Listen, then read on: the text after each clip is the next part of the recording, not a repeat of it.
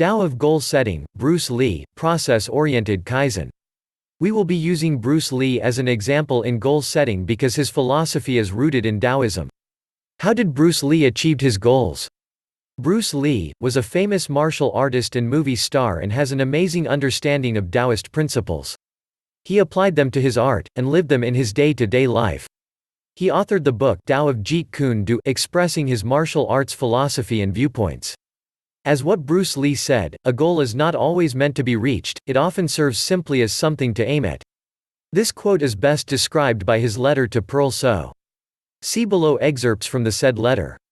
My aim, therefore, is to establish a first Gung Fu, a Chinese martial arts institute that will later spread out all over the US. I have set a time limit of 10 to 15 years to complete the whole project. My reason in doing this is not the sole objective of making money. The motives are many, and among them are, I like to let the world know about the greatness of this Chinese art, I enjoy teaching and helping people, I like to have a well-to-do home for my family, I like to originate something, and the last but yet one of the most important is because Gung Fu is part of myself. Bruce Lee had a big goal to share the beauty of his art and culture with the world. Initially, his path to this goal was to open martial arts schools all across the US, but this shifted as Bruce learned how he liked to teach, how to reach a broader audience, and the logistics of actually running multiple martial arts studios. His slides to sharing his art and culture with the world shifted to sharing through Hollywood movies.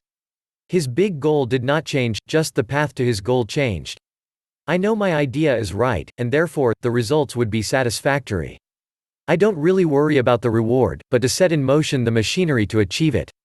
My contribution will be the measure of my reward and success. All in all, the goal of my planning and doing is to find the true meaning in life, peace of mind. I know that the sum of all possessions I mentioned does not necessarily add up to peace of mind, however, it can be if I devote my energy to real accomplishment of self rather than neurotic combat. In order to achieve this peace of mind, the teaching of detachment of Taoism and Zen proved to be valuable. Probably, people will say I'm too conscious of success. Well, I am not. You see, my will to do springs from the knowledge that I can do.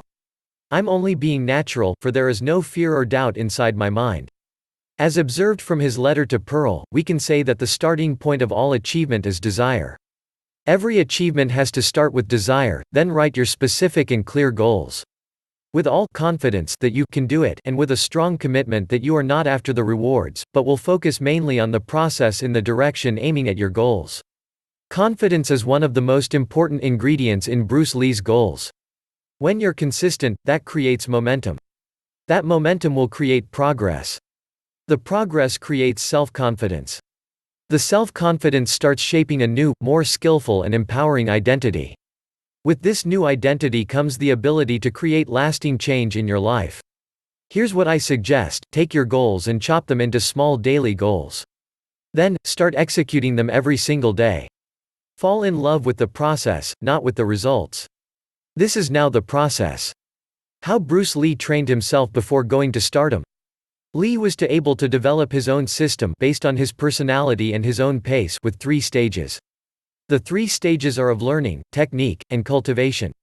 Stage 1. Learning using martial arts, Step 1. A punch is just a punch, Step 2. A punch is no longer a punch, Step 3. A punch is just a punch. When you are learning something in the beginning, and you're asked to throw a punch, you do, and there's no technique or learning behind it, a punch is just a punch. In Step 2 you start to break down all the components of a punch. You understand your fist, your stance, then you practice, and you try and find the best punch. A punch is no longer just a punch. Finally, in the 3rd step you return to, a punch is just a punch. Except this time, you have broken down, understood, practiced and integrated, such that you no longer have to think about it, it's automatic yet skilled. These ideas can be applied to learn anything. It's a progression from novice to mastery. Sometimes we don't make it out of the 1st or 2nd step of learning, depending on our enthusiasm about the topic or skill. We need to be very excited get to that next level. It's easy to get hung up in the 2nd step, with too much focus on the individual. We get stuck and then we can't return to the natural state of the skill where there is no thinking. Stage 2. Technique Step 1. Synchronization of self, Step 2. Synchronization with opponent, and Step 3. Under fighting condition synchronization of self, first is to know yourself, who you are. What you're trying to accomplish. Where you are in the moment when you're trying to learn. Synchronization with opponent, this is being in relationship with someone or something else or your environment and broadening your view. Under fighting condition, you are in a real-life situation, engaging in real scenarios. This is when you find out if all your techniques and study will work under this situation. Stage 3. Cultivation Step 1. Partiality, Step 2. Fluidity, Step 3. Emptiness in partiality, you have lots of extremes and you are trying lots of different things. Li's symbol for this stage was the two halves of the yin and yang, separate, not touching, and without the circle in each half. Li called it the running to extremes. Fluidity is when you can accept what happens as it comes. Bruce Lee called this two halves of one whole, and his symbol was the yin and yang with two arrows going around the yin-yang, symbolizing that these two halves are always related and are always in a place of totality. The third step of cultivation is emptiness, which Li called the formless form. This is when you exist in a stage of natural response and you let go of all the techniques. All techniques are to be forgotten and the unconscious to be left alone to handle the situation. Technique will assert its wonders automatically. To float in totality, to have no techniques, is to have all techniques. Pure-heartedness and empty-mindedness are inherent in man. And thus, his tools should reflect these qualities and play third role with the uttermost degree of freedom. The tools stand as symbols of the spirit, keeping the body, mind, and spirit in full activity. The third stage is all about freedom. You don't have to live in the third stage all the time, it is achieved in moments of action in real-life situations. Stage 3 is the automatic response of an accomplished warrior. There are two types of goals, the product goals and the process. Goals. A product goal is what you are going to achieve, such as, I will create a huge organization by next June, or, my team will produce the biggest sales by end of the year. A process goal is what we will do to get it, which means developing a prescription for success. This is detailed in Bruce Lee's process goals.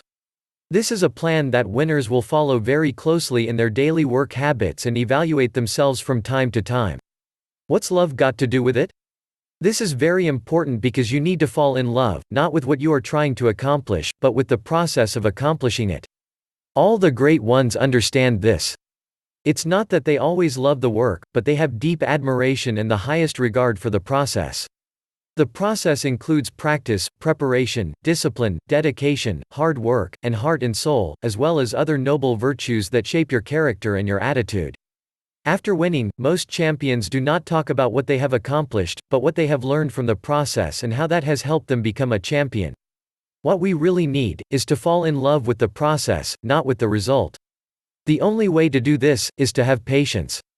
I always thought that having patience was for weak people, because they were not working enough to get what they wanted. Now I realize that only really strong people know the real value of patience. Always remember that there is no growth when you are always in a hurry. Run your own race with your own pace. One final word. Many runners work hard for months, but as soon as they cross the finish line, they stop training. The race is no longer there to motivate them. When all of your hard work is focused on a particular goal, what is left to push you forward after you achieve it? This is why many people find themselves reverting to their old habits after accomplishing a goal. The purpose of setting goals is to win the game. The purpose of building systems is to continue playing the game. True long-term thinking is goal-less thinking. It is about the cycle of endless refinement and continuous improvement. It is your commitment to the process that will determine your progress. Thanks for watching. Tao student.